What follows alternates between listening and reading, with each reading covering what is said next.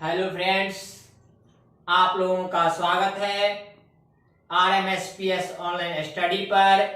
मैं हूं राघव सर और आज आप लोगों के लिए लेकर आया हूं क्लास 10th का पहला चैप्टर रियल नंबर का पहला एक्सरसाइज 1.1 का दूसरा सवाल। दोस्तों, आज हम यूक्लिड विभाजन एल्गोरिथ्म के वर्किंग रूल का अध्ययन करेंगे कि किस प्रकार यूक्लिड विभाजन एल्गोरिथ्म का प्रयोग कर हम किसी भी धनात्मक पूर्णांक को सिद्ध करते हैं। तो चलिए, आज का जो हमारा सवाल है वह है, दर्शाइए कि कोई भी धनात्मक विषम पूर्णांक 6q+1 या 6q+3 या 6q+5 के रूप का होता है। दोस्तों, आज हम इस सवाल को आपको सिद्ध करने के लिए बता रहे हैं, इसलिए आप हमारे वीडियो पर बने रहें। तो चलिए हम इस सवाल को हल करते हैं। तो सबसे पहले हमें देखना है कि हमें क्या सिद्ध करना है। हमें एक धनात्मक विषम पूर्णांक को 6q+1, 6q+3, 6q+5 के रूप का होता है, इसे दिखाना है। तो सबसे पहला जो स्टेप होगा हमारा वह क्या होगा दोस्तों? सबसे पहले हम मान लेते हैं, माना कि हमें क्या दिखाना है, धनात्मक विषम पूर्णांक को। तो मान लेते हैं, माना कि एक धनात्मक विषम पूर्णांक है। दोस्तों, हमें सवाल में जो दिया रहेगा पहला स्टेप में हमें वही मान लेना है। यदि यहां धनात्मक विषम न रहकर धनात्मक सम रहता तो हम a को धनात्मक सम मान लेते। यदि यहां पर धनात्मक पूर्णांक ही सिर्फ रहता तो हम धनात्मक पूर्णांक ही मान लेते। तो आपके सवाल में जो दिया हुआ है आपको वही मानना है कि जैसे धनात्मक विषम पूर्णांक दिया हुआ है तो धनात्मक विषम पूर्णांक मान लिए a को। अब चलिए, हमें दिखाना क्या है, 6q+1, 6q+3, 6q+5। तो हम लोग क्या करते हैं, सबसे पहले आप जानते हैं कि विभाजन एल्गोरिथ्म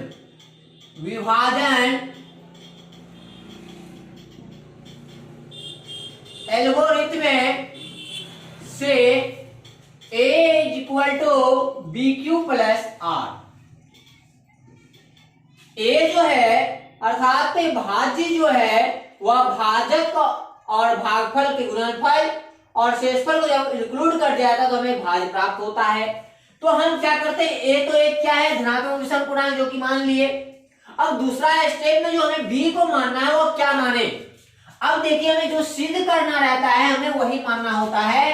पुनः मान लेते हैं, माना कि b = 6।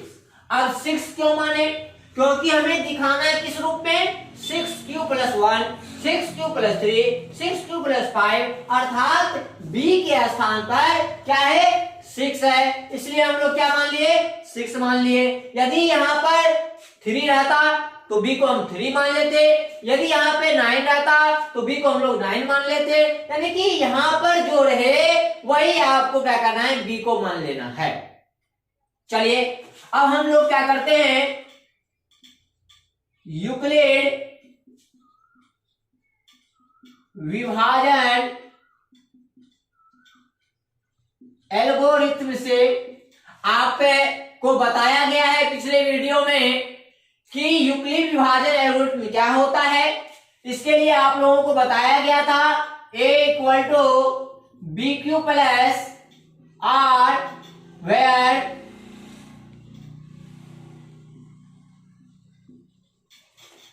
a equal to B Q plus R, जहां ये जो आप देख रहे हैं यह इसमें r का जो मान होता है वह 0 के बराबर, 0 से बड़ा और b से छोटा होता है।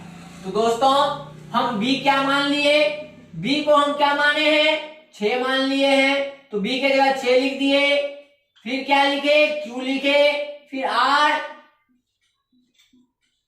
अब यहां पे हमें क्या डालना है, तो b डाल दिए, सॉरी 6 यहां पे डालना है क्योंकि b को हम 6 मान लिए हैं। अब जो यहां पर r का जो वैल्यू होगा वह क्या होगा दोस्तों, आपको बताया गया कि r का जो मान होगा वह 0 के बराबर, तो 0 के बराबर क्या होगा 0, 0 से बड़ा और 6 से छोटा, तो 0 से बड़ा 1 2 3 4 और 5, तो r का वैल्यू ये हो गया। अब क्या करना है, इसे हम सबसे पहले क्या करते हैं इक्वेशन मान लेते 1। अब इस इक्वेशन 1 में बारी बारी से हमें क्या करना है, इस r का वैल्यू पुट करना है। चलिए तो सबसे पहले हम r बराबर क्या रखते हैं 0 रखते हैं, तो a बराबर क्या होगा 6q प्लस 0 बराबर क्या होगा 6q। अब देखना यह जो 6q है ये क्या है, क्या यह धनात्मक सम है या धनात्मक विषम है, पहले ये देखते हैं। तो चलिए 6।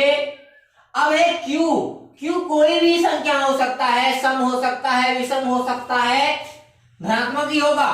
तो जैसे मान लीजिए कि 1 एक क्या है विषम संख्या है, जब इस दोनों का गुणनफल निकालते हैं तो क्या प्राप्त हुआ 6, और 6 क्या है सम है। चलिए एक और एग्जांपल लेते हैं, 3 ले लीजिए, 3 भी क्या है विषम है। चलिए इसका जब मल्टीप्लाई करते हैं तो क्या आता है, तो 18 आता है, और 18 भी क्या है एक सम संख्या है। अर्थात जब किसी भी सम धनात्मक पूर्णांक में विषम से गुणा किया जाता है तो हमें जो प्राप्त होता है वो क्या प्राप्त होता है सम। ये तो सम हो गया दोस्तों।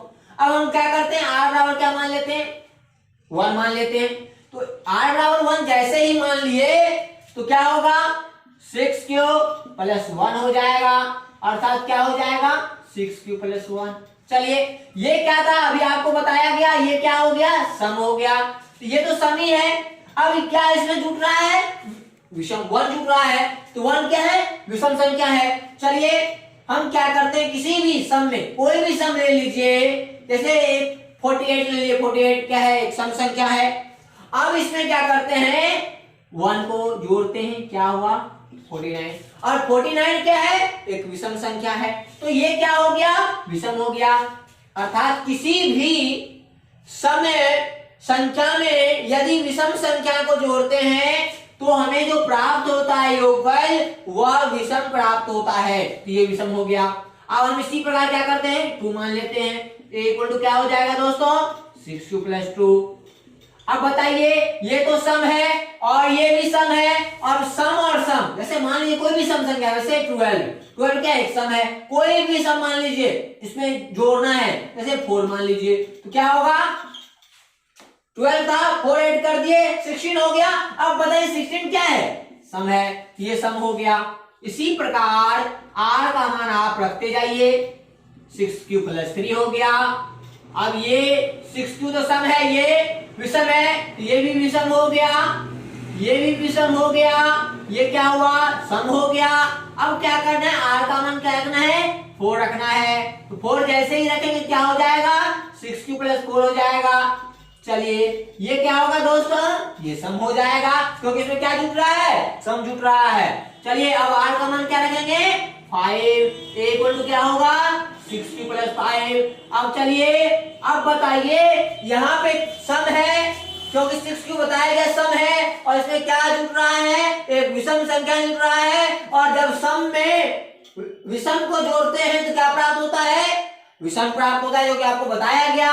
तो ये विषम हो गया। अब हमें कहां तक रखना था, 0 से लेकर 5 तक ही वैल्यू रखना था, जो रख लिए। अब आपको देखिए क्या हमारा जो धनात्मक विषम पूर्णांक है, क्या इस रूप में और इस रूप में हुआ कि नहीं, देख लीजिए। 6q + 1, 6q + 3 और 6q + 5, अर्थात हम लिख सकते हैं, अतः किसी भी धनात्मक विषम, अर्थात कोई भी लिखिए, अर्थात कोई भी धनात्मक विषम पूर्णांक 6q + 1 या 6q + 3 या 6q + 5 के रूप का होता है। तो दोस्तों ये हमारा एक्सरसाइज 1.1 का दूसरा नंबर सवाल था, जिसे हम आपको बताए। इस प्रकार से आप किसी भी सवाल को आसानी से हल कर सकते हैं। अब आपको इसमें कुछ अलग टाइप का सवाल आता है। ये तो सिर्फ था कि धनात्मक विषम पूर्णांक, इसमें क्या आएगा कि धनात्मक समपूर्णांक का वर्ग का घन इस रूप का होता है। तो वर्ग और घन रहेगा, टेंशन लेने का बात नहीं है, सेम प्रोसेस होगा। सिर्फ यहाँ पे इतना तो करना ही है, हमें क्या करना है इसके बाद, तो इसका वर्ग कर देना। जब वर्ग दिया रहेगा तो वर्ग कर देना है, घन दिया रहेगा तो घन कर देना है। तो ये सवाल रहा। तो दोस्तों मेरा यह वीडियो आपको कैसा लगा? यदि मेरा वीडियो आपको अच्छा लगा हो तो मेरे चैनल को सब्सक्राइब करें, साथ ही बेल आइकन को दबाना ना भूलें। थैंक्स।